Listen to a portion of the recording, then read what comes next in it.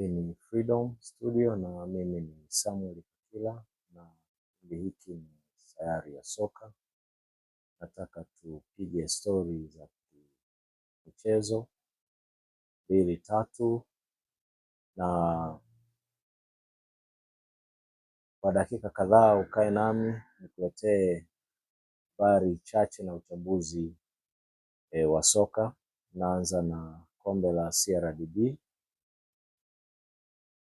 maarufu FA, ambapo Simba na Yanga zimekuwa na michezo ya mtoano kwa ajili ya kuwania kuingia hatua ya robo fainali ya kombe la CRDB.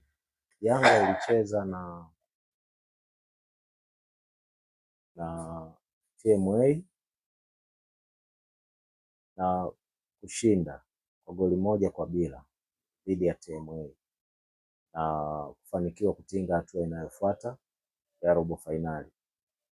Simba vile vile walicheza na timu ya Dodoma Jiji na walifanikiwa kuifunga Dodoma Jiji goli 3-1 na wao wakafanikiwa kutinga hatua ya robo fainali. Kimsingi timu ya Yanga wapenzi wa soka walitarajia itakuwa na ushindi mkubwa pengine kuliko ushindi iliyoupata wa goli 1. Walitarajiwa kuwa na ushindi mkubwa wa magoli mengi. Kwa nini? Kwa sababu ya jinsi Yanga inavyofahamika kuwa ni timu kubwa, ina wachezaji wenye ubora wa juu, lakini pia imekuwa ikitikisa hata kwenye ligi kuu, inafanya vizuri dhidi ya timu ambazo zina ujazo wa kutosha za ligi kuu. Kwa hiyo TMA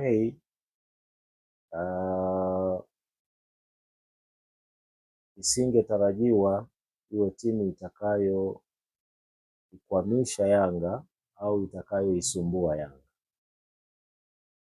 Kwa hiyo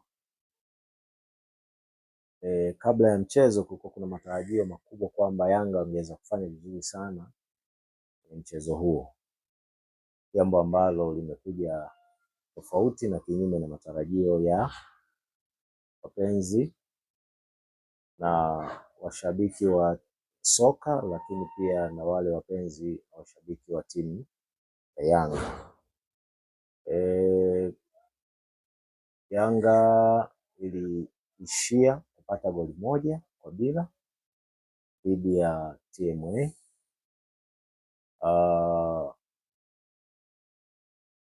Walikosa magoli mengi, walitengeneza nafasi nyingi lakini walikosa magoli mengi, na mengine kwa washabiki wa timu ya Yanga wanadhani ni magoli ambayo hayakustahili mchezaji wa Yanga kuyapoteza. Kwa hiyo kimsingi wanadhani wachezaji hawakuwa serious, na kwa hiyo ndio maana timu ikaishia kupata goli 1, kwa sababu kwa imani walionayo wanaamini walikuwa na uwezo wa kupata ushindi mnono. Lakini yote kwa yote, mwisho wa siku ilifanikiwa kushinda na kuingia tena. Ila inawezekana baadhi wanaamini kwamba inawezekana game plan, lakini pia rotation, japo sio mara ya kwanza wapenzi wa soka wanaona timu ya Yanga ikiwa na rotation au ikifanya rotation ya wachezaji. Kwa mfano, kuna baadhi ya wachezaji wengi wa kikosi cha kwanza wanakuwa wako nje, wanaanzia benchi au wanakuwa hawapo kwenye mpango wa mchezo, na wanaoanza ni wale wengine ambao wanakuwa hawachezi mara kwa mara, ili kuweza kufanya rotation kwa ajili ya kuwapa nafuu na mapumziko, wachezaji ambao wanacheza karibu kila siku, wale ambao wanaingia kwenye kikosi cha kwanza. Kwa hiyo wengine wanadhani labda ni hiyo rotation ambayo ilifanyika katika mchezo husika ilisababisha jambo au wembamba wa ushindi kwa upande wa Yanga. Inaweza ikawa sawa, lakini pia inaweza isiwe sawa sawa. Wengine wanaamini ni kule kukosekana tu kwa umakini mkubwa ndiko kulikokuwa sababu. Kwa hiyo yoyote inaweza ikawa sababu, labda rotation, labda game plan ya mwalimu, au labda umakini wa wachezaji. Wachezaji waliingia na umakini wa namna gani, au walidharau mechi, walidharau TMA, wakaona kwamba tunaiweza, tunaimudu, tunaifunga muda wowote. Lakini pia inawezekana ni ubora wa wachezaji, kocha, au game plan ya TMA. Yote hivi inawezekana. Mwisho wa siku Yanga walishinda. Tutarajia ugumu sana wa mchezo huo wa Dodoma Jiji na Simba.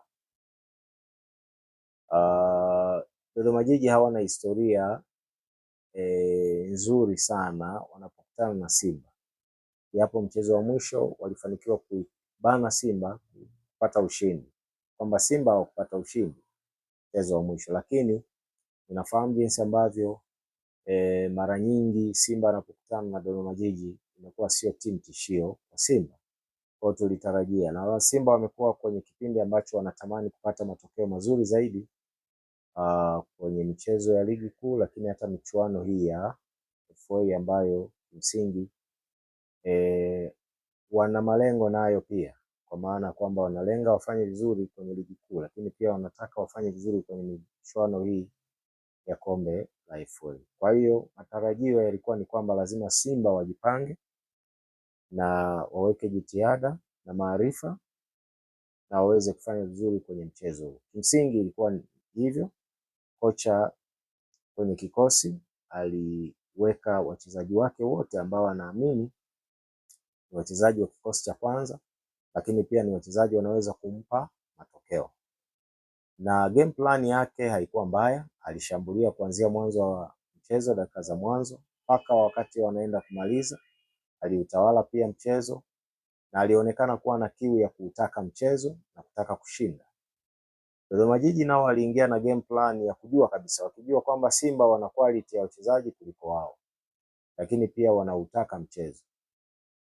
Kwa hiyo wakaingia na game plan ya mwanzo kabisa katika kipindi cha kwanza ya kuzuia, kaa nyuma ya mpira na kujaribu kuweka ukuta mzito katika eneo lao la ulinzi, jambo ambalo kusema kweli lilifanikiwa katika kipindi cha kwanza, kwa sababu liliwazuia Simba kupata goli katika kipindi cha kwanza, lakini pia liliwazuia Simba kupata ushindi mapema. Na kimsingi kilichotokea ni kuwashtua kidogo Simba pamoja na washabiki wa mpira kwa ujumla, kwamba pengine Simba wangeweza kukwama kwenye mchezo, kwa sababu Dodoma Jiji walifanikiwa kupata goli katika kipindi cha kwanza la kuongoza. Mpaka mpira unakwenda mapumziko, Dodoma Jiji walikuwa wameshapata goli moja. Lakini kipindi cha pili Simba wakijua kabisa kwamba dakika walizonazo wanahitaji kuzitumia vizuri ili waweze kufanya mageuzi na kupindua mchezo na kupata ushindi. Goli la kusawazisha la Simba lilifungwa na Oura, shuti kali, akipiga mpira kutokea pembeni mwa uwanja akiuelekeza golini, na mpira ule uliwapita walinzi pamoja na golikipa wa Dodoma Jiji, ambaye alikuwa kikwazo pia sana kwa upande wa Simba. Tangu katika kipindi cha kwanza alicheza vizuri, akizuia mikwaju kadhaa ya wachezaji wa Simba, akizuia mashambulizi kadhaa ya moto kutoka kwa wachezaji wa timu ya Simba. Kwa hiyo alikuwa ni kikwazo kwa Simba kupata goli na ushindi kuanzia katika dakika za mapema za mchezo. Kimsingi ilionekana kama Dodoma Jiji ile plani yao waliokuwa nayo mwanzo, game plan yao ilibadilika na ilionekana kama mstari wa nyuma wa ulinzi na ukuta wao ule uliokuwa mzito katika kipindi cha kwanza uliparaganyika, wakapoteana. Na walivyokuwa wanacheza sasa ni kama walikuwa wanatawanyika zaidi kuliko ilivyokuwa mwanzo. Maana mwanzo walikuwa wanafika kwenye matukio haraka, walikuwa wanaonekana kubana sehemu ya final third ya Simba au kwenye eneo lao la ulinzi Dodoma Jiji, na hii iliwanufaisha, iliwachelewesha Simba kupata goli. Lakini Simba waliweka jitihada, waliendelea kupush wakipiga wakitafuta, wakitengeneza mashambulizi, wakitumia wing zao za kulia na kushoto na hata katikati kujaribu kupush kuweza kupata goli na walifanikiwa. Kwa hiyo hatimaye Simba waliibuka na ushindi wa goli 3-1 dhidi ya Dodoma Jiji na Simba wamesonga mbele kwenye michuano hii ya FA.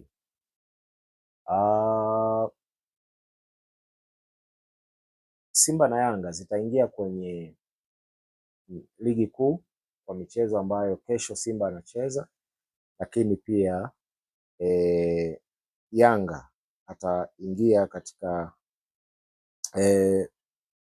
mchezo wa kucheza na atacheza mchezo wake wa ligi kuu katika siku ya kesho kutwa.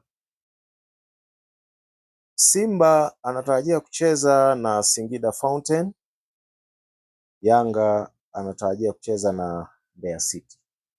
Sasa tunasubiri kuona Simba atafanyaje kwenye mchezo wa kesho siku ya Jumatano tarehe 15 mwezi wa 4, lakini pia tunasubiri kuona Yanga atakapokutana na Mbeya City atafanyaje katika mchezo wa tarehe 16. Singida Fountain hana historia nzuri sana anapokutana na Simba. Bado nadhani Simba ana turufu kufanya vizuri kwenye mchezo wa Singida Fountain, na tunasubiri kuona. Nadhani hautakuwa mchezo wa kushambuliana pande zote, lakini utakuwa ni mchezo wa upande mmoja zaidi, Simba kumiliki mpira na kushambulia. Fountain Gate hawatakaa nyuma kwa sababu na wao mchezo wao wanacheza mchezo wa kupeana pasi na kujaribu kupush, kujaribu kuona kama wanaweza wakatengeneza mashambulizi na kupata ushindi. Taona, lakini tunaamini na kutumaini ya kwamba Simba wana nafasi kubwa ya kupata ushindi kwenye mchezo huu wa Singida dhidi ya Singida Fountain. Tunasubiri kuona, lakini mchezo kati ya Yanga na Mbeya City utafanyika KMC. Yanga ni mwenyeji. Mchezo wa kwanza Mbeya City almanusura wawafunge Yanga. Walicheza mchezo mzuri sana na walitaka kuwa outshine kabisa Yanga, na kimsingi ilikuwa bado kidogo tu Yanga wangepoteza ule mchezo. Shujaa wa mchezo alikuwa Diara. Diara ndiye aliyewawezesha Yanga kutoka angalau na pointi moja bindoni, kwa sababu aliokoa mashambulizi hatari kadhaa ambayo yalikuwa yanawawezesha Mbeya City kupata walau goli moja, lakini alikuwa shujaa kwa kuokoa mashambulizi ambayo yalielekezwa golini kwa timu ya Yanga. Na mchezo huu ulikuwa mgumu sana kwa upande wa Yanga. Sasa tunasubiri kuona mchezo wa siku ya Alhamisi tarehe 16 utakuwaje. Je, Yanga atawamudu Mbeya City? Mbeya City hawafanyi vizuri sana kwenye ligi kuu. Kwenye msimamo wa ligi Mbeya City yuko kwenye nafasi ya 12 akiwa amecheza michezo 19 na kushinda 4 na ana pointi, ametoa sare michezo 6, amefungwa michezo 9, ana pointi 18, yuko kwenye nafasi ya 12. Kwa hiyo hafanyi vizuri sana, lakini timu ndogo hizi zinapofika mahala zinacheza na timu kubwa huwa zina tabia ya kujitutumua. Kwa hiyo hatutarajii mchezo mwepesi sana kwa Yanga, mchezo unaweza ukawa mgumu, lakini ninachoamini pia Yanga ataweka jitihada zake ili aweze kusecure, maana anaongoza ligi. Kwa hiyo anatamani kusecure point ili aweze kuendelea kuimarisha uongozi wake. Kumbuka ni dakika za mwishoni sana, na hivi karibuni amedondosha points kadhaa kwa kutoka sare michezo kadhaa mfululizo kama 4. Kwa hiyo asingependa hilo litokee tena. Kwa hiyo ngoja tusubiri. Tunapata hamu ya kusubiri mchezo wa Simba, tunapata hamu ya kusubiri mchezo wa Yanga kuona mbio zao za ubingwa zinakaa wapi. Lakini naamini mchezo wa Yanga na Mbeya City utakuwa mkali, utakuwa mchezo mzuri. Mbeya City wanafundishwa na Mecky Maxime, kocha mzoefu wa siku nyingi, anawafahamu vizuri Yanga. Ngoja tuone nini kitatokea kwenye mchezo huo. Niwatakie kila laheri. Asante kwa kusikiliza. Usisahau kushare, kulike, kucomment, lakini usiache kusubscribe, maana ni muhimu kila videos zinapoingia za matukio mbalimbali na habari, wewe uweze kupata habari. Karibu sana.